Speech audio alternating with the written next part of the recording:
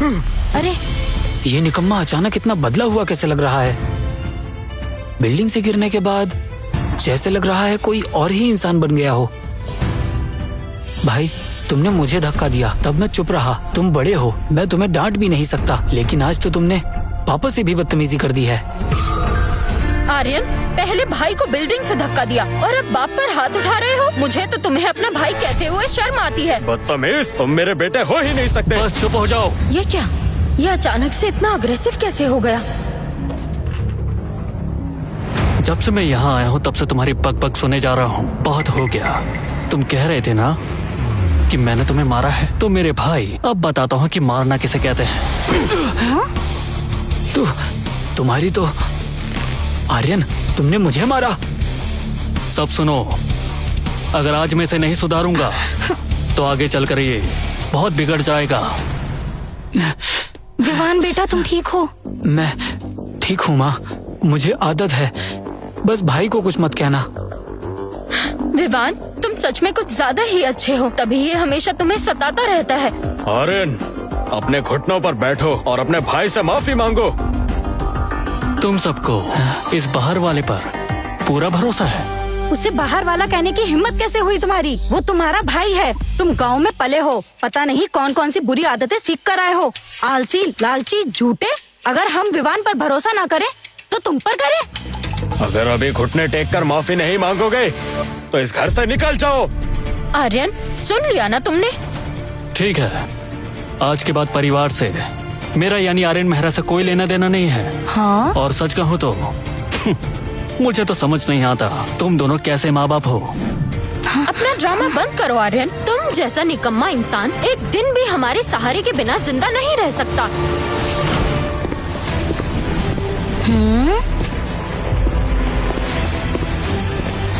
अमन,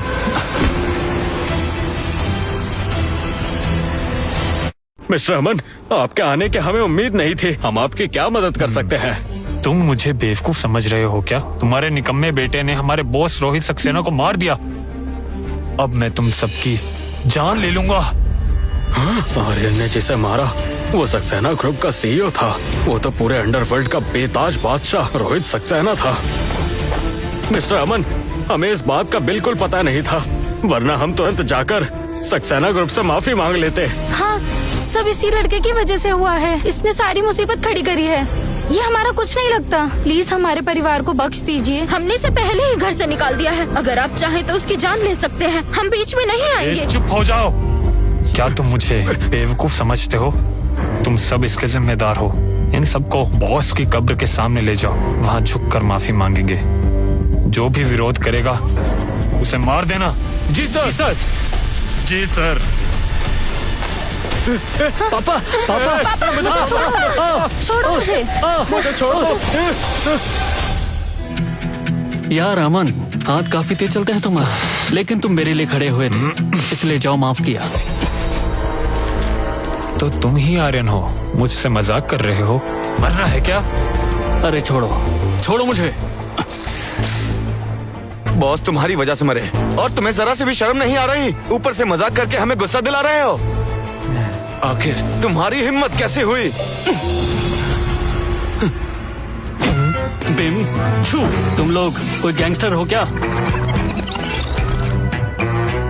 इम बीम चू, तुम कोई गैंगस्टर हो? हाँ? दिन भर तुम लोग बस मार पीट करते रहते हो। मैंने तुम्हें यही सब सिखाया है? वही ताकत, वही लहजा। आखिर तुम हो कौन?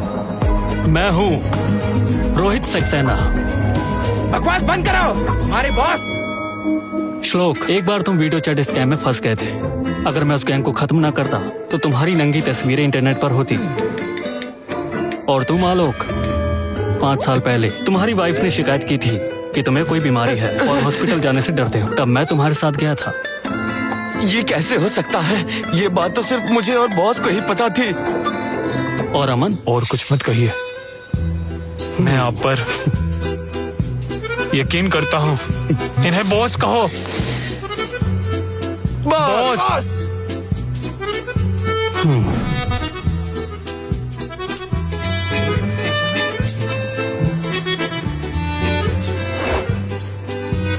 बॉस, आपके एक्सीडेंट के बाद हमें ग्रुप की बहुत चिंता थी। अच्छा हुआ आप वापस आ गए। मैं अभी सक्सेना ग्रुप में वापस नहीं जाऊंगा। किस्मत ने मुझे दोबारा मौका दिया है।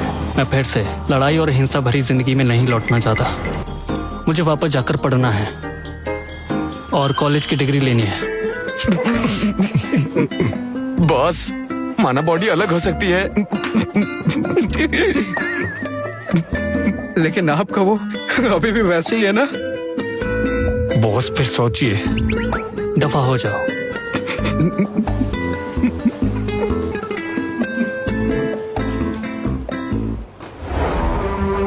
तुमने सही कहा।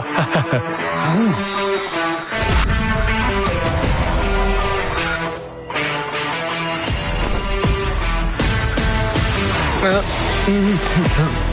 Hello boss. चलो चलो।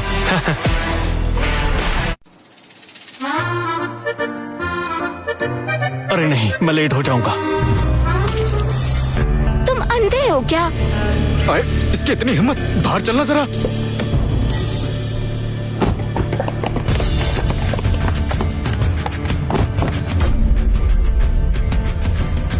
तुम लोग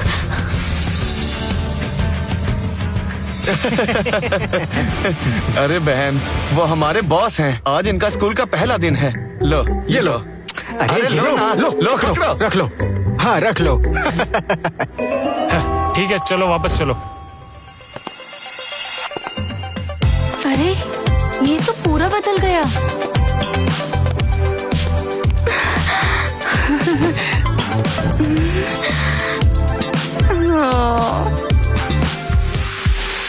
अरे ईशा, आर्यन अभी तक स्कूल क्यों नहीं आया?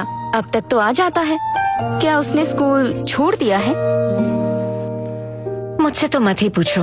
मुझे भी उस बेचारे की बहुत फिक्र होती रहती है, पर कुछ नहीं कर सकती। क्या बात है, तुम्हें उसकी फिक्र क्यों हो रही है?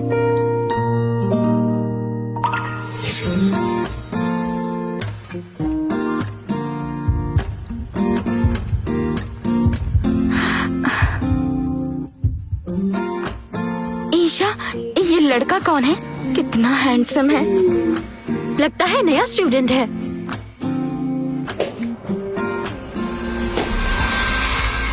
मेरी सीट कहाँ है? अरे सुनो, तुम दूसरे स्कूल से यहाँ ट्रांसफर हुए हो ना? शायद तुम्हें टीचर से पूछना चाहिए। मैं आर्यन मेहरा हूँ। आर्यन? क्या? ये कैसे मुमकिन है? बताओ।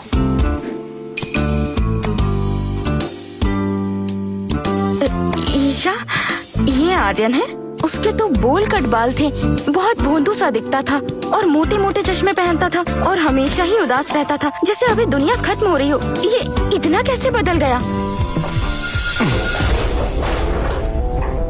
आर्यन, ये क्या कर रहे हो? आर्यन, तुम बदमाश बच्चों का सारा सामान जमीन पे फेंक रहे हो। डर नहीं लगता कि वो बदला लेंगे? मेरी सीट पर मैं किसी और का सामान नहीं रहने दे सकता। अरे बस भी करो। ईशा कब से तुम्हारे लिए परेशान हो रही थी और तुम हो कि जिसे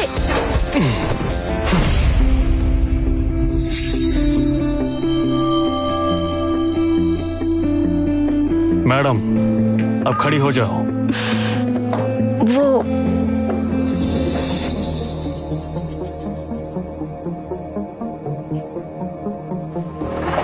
क्या चाहिए?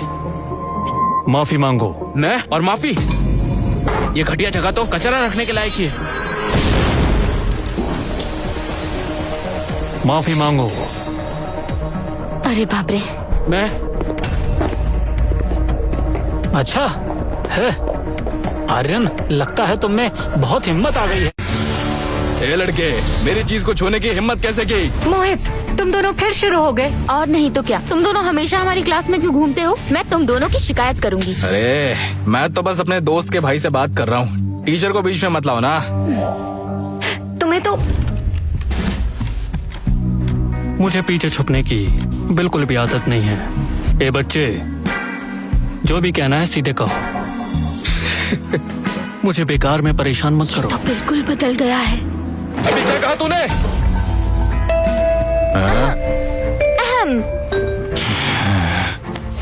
तो मैं देख लूंगा।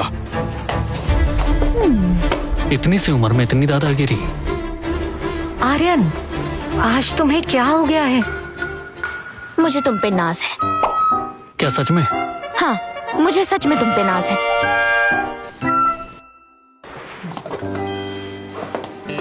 आर्यन, मेरी मानो तो कुछ करने से पहले सोच लिया करो। अभी बातें बना रहे हो, पर आगे क्या होगा सोचा है? बिल्कुल, लेकिन जब तुम पिटोगे, ईशा तुम्हारी मदद के लिए टीचर को जरूर बुलाएगी। तुम्हें क्या पता ईशा को तुम्हारी कितनी फिक्र है। चुप हो जाओ।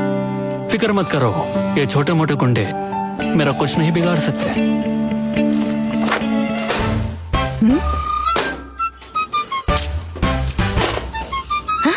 वाह रे वाह, आर्यन, ये सामान क्या तुम्हारे पेरेंट्स के जमाने का है? इतनी पुरानी चीजें कहाँ से ढूंढ कर लाए हो? ये तो आर्यन, तुम किस जमाने से उठ कर आए हो? बच्चों को तो ये सब चीजें पसंद आती हैं। तुम मजाक कर रहे हो ना? वो तीनों गधे मेरे लिए 10 साल पुरानी चीजें लेकर आ गए। आर्यन, अब तुम ये क्या पी रहे हो? मेरी दादी का जादुई नुस्खा है। लगता है तुम आर्यन सर की नकल कर रहे हो। सब बैठ जाओ।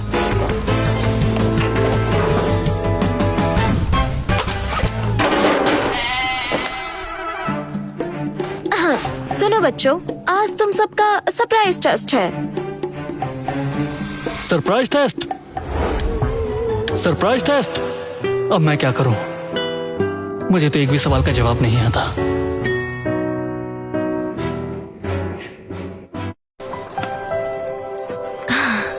इस क्लास के बच्चे जरा भी पढ़ाई पर ध्यान नहीं देते। इतना आसान सवाल भी गलत कर दिया। हाँ। आर्यन का पेपर देखकर मेरा मन खुश हो जाता है। हाँ?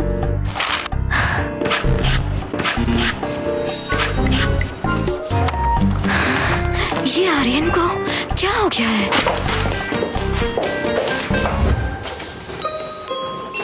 जरा सुनना ईशा, मुझे ये समझ नहीं आ रहा। क्या तुम इसे सॉल्व करने में मेरी मदद करोगी? तुम पढ़ाई में मुझसे मदद मांग रहे हो?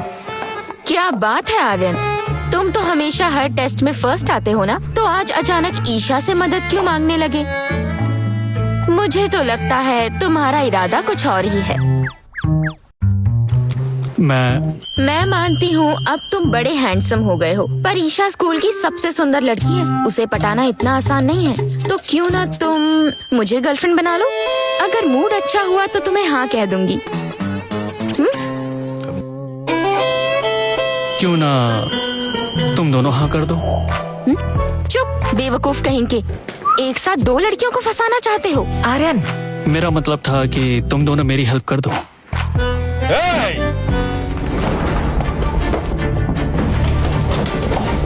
आर्यन, आर्यन, तुम मेरे साथ बाहर चलो। देखना अब ये नहीं बचेगा। आर्यन,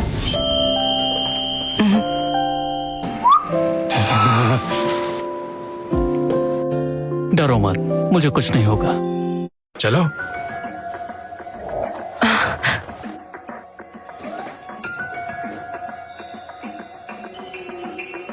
ईशा, टीचर के पास चलो। आज उसने बस तुम्हारा हाथ पकड़ा है, कल को तुम्हें किस भी कर सकता है। हाँ, सही कहा तुमने। उन्हें बताना होगा आर्यन मुश्किल में है। आर्यन, पिछली बार तो तुम बच गए थे, लेकिन तुम्हें मारने के मेरे पास और भी तरीके हैं। ए पढ़ाकू, अभी अंदर क्या कर रहा था? मोहित, ये जानबूझकर तुम्हारे सामने तुम्हारी ईशा पर डोरे डाल रहा था। इसे तुमसे जरा भी डर नहीं लगता। ये पढ़ाकू उसे पटाएगा? आर्यन, तेरे जैसे निकम्मे लड़के से ईशा जैसी परी लड़की कैसे ही पट सकती है? हाँ? दिख नहीं रहा, पास आओ। दिखा दो, दिखा दो। देखो कितना बेवकूफ है। और पास आओ।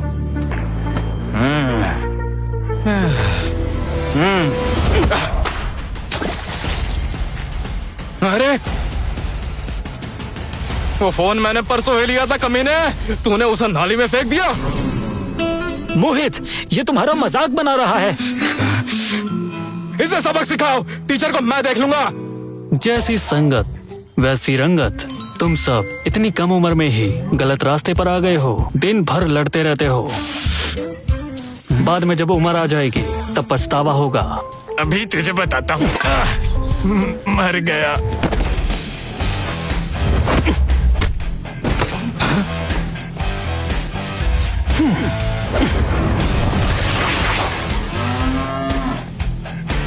ये कैसे हो सकता है? तुम सब निकम्मे हो। कभी तुमने 2.5 किलो का मुक्का खाया है? रुक जाओ। नहीं, कहीं मुझे ये स्कूल से ना निकाल दे। क्या कर रहे हो तुम लोग?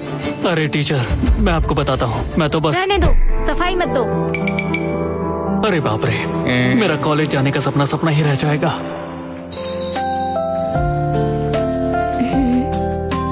डरो मत, तुम्हें कुछ नहीं होगा। मैडम बचाइए ना, मैडम। फिक्र मत करो, मैं हूँ ना। मोहित, विवान, तुम दोनों फिर से आर्यन को परेशान कर रहे हो। ये सच नहीं है टीचर, परेशान तो वो हमें कब से कर रहा है। ये तुम्हें परेशान कर रहा था। अच्छा मजाक है। बिल्कुल, तुम लोग हमेशा आर्यन को तंग करते रहते हो, ये पूरा स्कूल जानता है। चुप रहो। तुम सब उसे जबरदस्ती यहाँ लाए थे और इल्जाम भी उस पर डाल रहे हो। टीचर, हमें देखिए, आर्यन ने हमें मारा है। क्योंकि शुरुआत तुमने ही की थी। टीचर मेरी बात सुनिए। बस कुछ मत बोलो, मुझे पता है आर्यन कैसा स्टूडेंट है। तुम जैसों के कभी मुंह नहीं लगेगा। और तुम आर्यन के भाई होकर भी तुम आर्यन की मदद नहीं करते, ऊपर से उसे परेशान करते हो। आर्यन के ग्रेड्स तुम जैसे नालायक की वजह से गिर रहे हैं। मैं तुम सबके पेरेंट्स से बात करूंगी।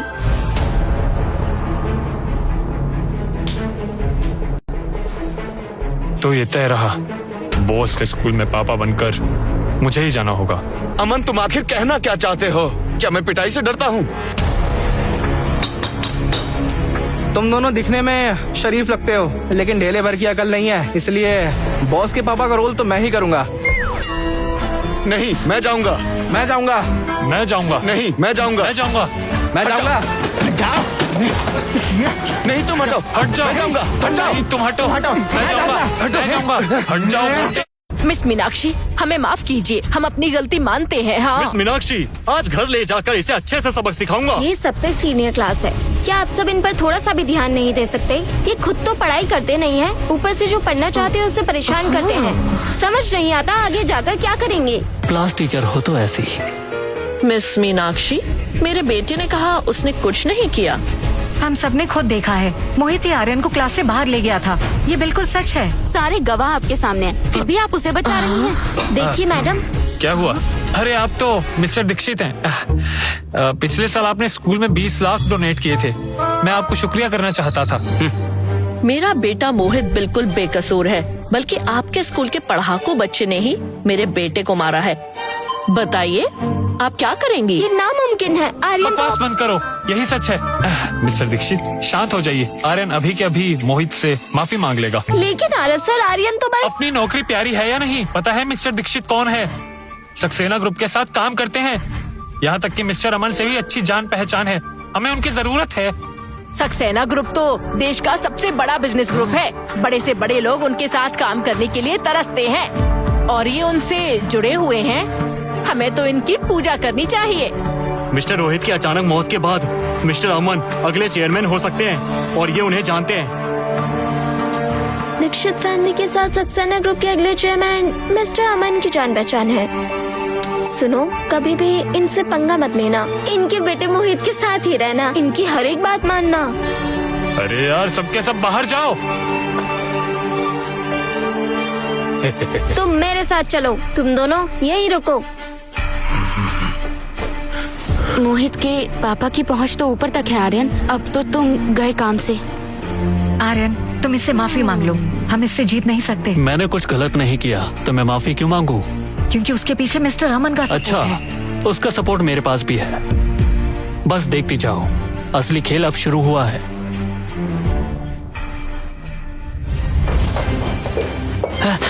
पापा, माँ, दीदी।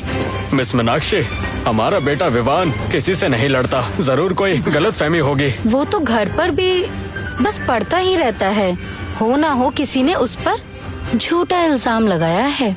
तुम सब लोगों ने अपनी आंखों पर पट्टी बांध ली है, इसलिए कुछ नहीं दिख रहा। आर्यन, यहाँ क्या कर रहे हो? मैं यहाँ क्यों होऊंगा? आखिरकार यहाँ मैं ही तो हूँ जिसे झूठा इल्जाम लगाने वाला कह रहे हो।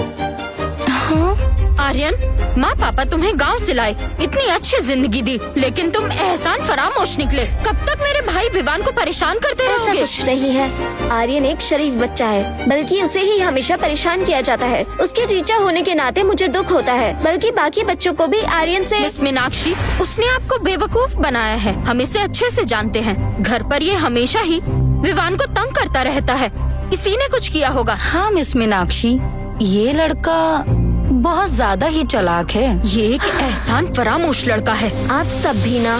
अगर मैं गलत नहीं हूँ तो मैंने तुमसे सारे रिश्ते तोड़ दिए हैं। अगर मैंने किसी को मारा भी हो तो तुम मुझे कुछ नहीं कह सकते, खासकर तुम्हें जब पूरी तरह से बात पता भी ना हो।